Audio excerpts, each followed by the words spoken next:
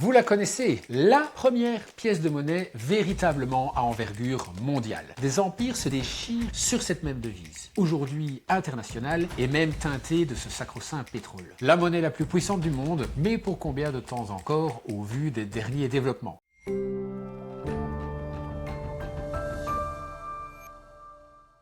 Le monde entier le connaît, et pourtant personne ne semble connaître véritablement son origine. Alors d'où vient le dollar? Celui-là même qui fait la pluie et le beau temps sur les marchés internationaux. Et particulièrement, nous l'avons vu du côté du Moyen-Orient, là où le pétrole, cette denrée indispensable, y est commercé. Vous le voyez dans les cours de change, dans les films d'action, dans les négociations internationales, tout le monde ne parle que de dollar. La monnaie la plus puissante du monde, jusqu'à aujourd'hui en tout cas, et l'histoire du dollar, elle est assez singulière. Elle n'est pas du tout née à Wall Street, encore moins à Washington, et pas même aux États-Unis. L'histoire commence tout d'abord en 1517 ou 1518. En tout cas, c'est dans une vallée de Bohême, au cœur de l'Europe centrale, que le comte Stefan Schleck, un seigneur féodal de cette même région de Bohême, décide à frapper des pièces d'argent. L'argent vient de sa propre mine, pratique assez commune au Moyen-Âge pour toutes celles et ceux qui pouvaient se le permettre. En allemand, Tal signifie la vallée. Et c'est ainsi que dans la vallée de Joachim sont frappées différentes pièces qui viendront à s'appeler les Joachimsthalers. Et c'est ainsi que dans l'usage et dans tout l'Empire romain germanique, nous allons, dans les siècles futurs, parler de thaler. Le poids de cette pièce est bien précis et standardisé. 29,2 grammes d'argent brut, soit 1/8 de marque de Cologne. Un standard que l'Empire tentera de codifier avec l'ordonnance monétaire de 1524. Détail technique, mais capital. À une époque où chaque seigneur frappait sa propre monnaie, dès qu'il le pouvait, avec ses propres standards, de pièces irrégulières, à la fiabilité parfois douteuse, et qui étaient plus rares les unes que les autres. Les marchands préfèrent alors rapidement le thaler à la couronne, son concurrent de l'époque, car il est d'un meilleur alliage, plus pur, et il est surtout systématiquement titré au même niveau. Dès lors, la pièce se répand dans toute la Bohême, puis aux Pays-Bas, et continue ensuite sa longue migration à travers l'Europe. Entre en scène alors Charles Quint, roi d'Espagne, seigneur des Pays-Bas, duc de Bourgogne, maître de Bohême et surtout empereur du Saint-Empire romain germanique. Pas mal le CV. Cet homme règne sur un territoire si vaste qu'on dit que sur son empire, le soleil ne s'y couche jamais. Formule qui inspirera le futur empire britannique. Nous y arrivons. Charles Quint observe la circulation du thaler à travers ses différents états. Il note quelque chose d'essentiel. La pièce gagne en acceptabilité. Elle est préférée à d'autres car elle a une titrisation constante. Son poids et sa pureté restent les mêmes d'une pièce à l'autre. Elle devient alors une monnaie de référence. Et dans un empire aux langues, aux coutumes et aux monnaies multiples, alors que sur les marchés s'échangent des dizaines de pièces différentes, il voit l'intérêt d'un outil autant politique qu'économique qui sert d'outil de communication en plus de faciliter les échanges. Cette prédisposition des citoyens à préférer une pièce plutôt qu'une autre, nous en avons parlé avec la loi de Gresham. Mais ici, ce qui nous intéresse, c'est de voir comment Charles Quint décide de fabriquer, sur base du thaler, une nouvelle pièce, l'équivalent de 8 réaux d'argent, qu'il fusionne pour en faire la pieza de a ocho. Un véritable message pour tout l'Empire qui veut véhiculer une notion de stabilité, de solidité et d'immortalité.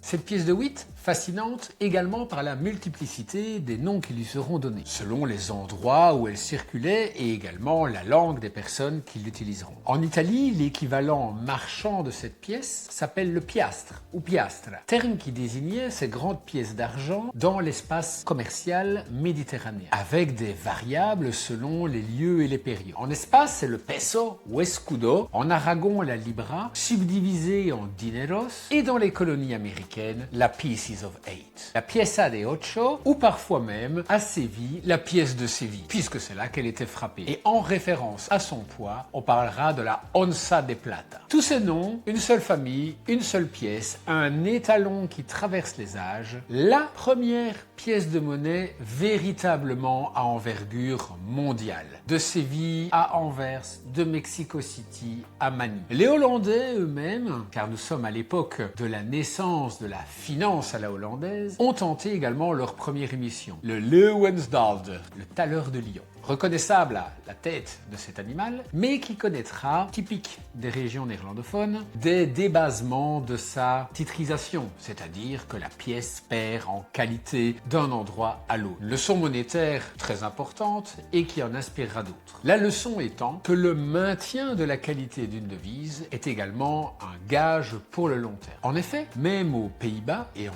Bohême, lieu d'origine du Joachimsthaler, qui était alors sous empire espagnol, rappelons-le, la pièce de Wiereo commence à supplanter son ancien équivalent. Elle en gardera cependant le nom de thaler, à dalder, à dollar. Mais non content d'avoir eu son évolution étymologique, elle continuera également son évolution géographique, en étant utilisée comme monnaie et seule et unique de cours légal, comme fondement de l'unité de compte dans l'Amérique du Nord.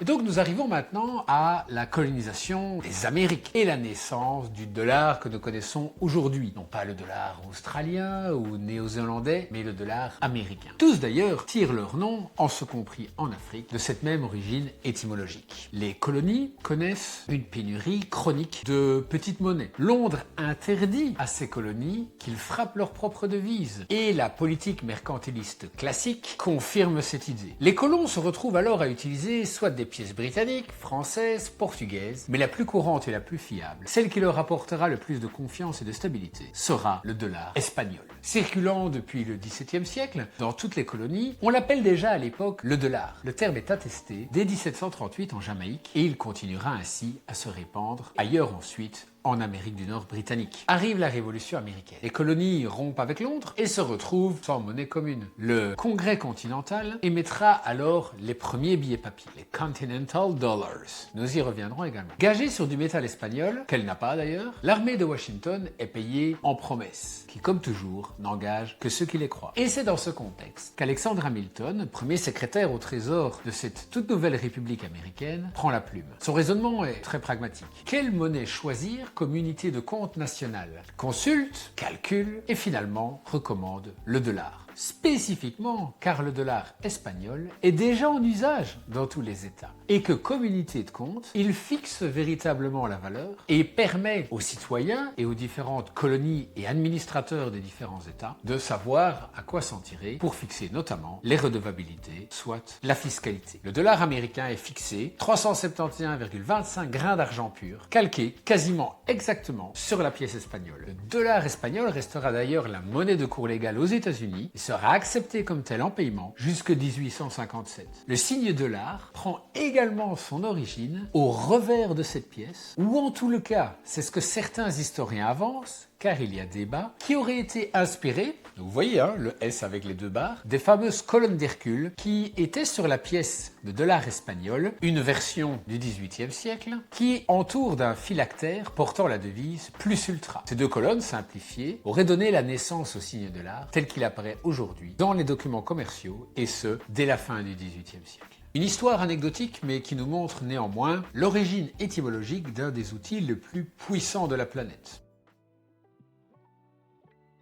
Un seigneur de Bohême, une mine d'argent dans une petite vallée connue de presque personne, et des siècles plus tard, des empires se dessinent et se déchirent sur cette même devise. Le Joachimsthaler, devenu thaler, dalder, espagnol, puis américain, aujourd'hui international, et même teinté de ce sacro-saint pétrole. Celui qui le frappe aujourd'hui a un avantage très clair. Devenu réserve internationale, le dollar américain a une posture singulière sur la planète. Va-t-il s'effondrer saurait laisser la place à d'autres? Va-t-il perdre en valeur proportionnellement à l'avantage qu'il a pu tirer de cette position de réserve centrale à travers l'histoire? C'est un sujet pour des vidéos subséquentes. Ces monnaies portant en elles le rapport de force qui caractérise celui des empires, de la confiance entre les marchands et des ambitions souveraines comme des réseaux de commerce. Un standard de référence détenu par un souverain comme nous l'avons aujourd'hui, c'est autre chose. Le privilège de frapper une telle devise, hier espagnole, aujourd'hui américaine, reste encore prégnant. Va-t-il encore durer? Nous le verrons très bientôt en suivant d'un peu plus près l'actualité économique sur cette chaîne. Dernière petite chose, vous la connaissez, The Piece of Eight. Le dollar espagnol devenu mémoire collective. C'est la pièce, dit-on, des pirates. Mais pourquoi donc avait-il décidé de pourchasser des galions espagnols chargés d'argent américain? Pourquoi est-ce que Robert Louis Stevenson met dans le bec du perroquet de l'île au trésor una pieza de ocho? Elle hante les livres d'aventure. Elle marque peut-être une forme d'émancipation des formes souveraines de monnaie. Car le différentiel entre sa valeur faciale et sa valeur métallique est très faible. Notion très importante que nous avons déjà établie sur cette chaîne pour ne pas tomber dans le piège de la monnaie de commodité. Paradoxe s'il en est un entre une monnaie de pirate et une monnaie des empires. Car la seule chose qui sépare les deux, c'est la force du second et la faiblesse du premier, n'est-ce pas?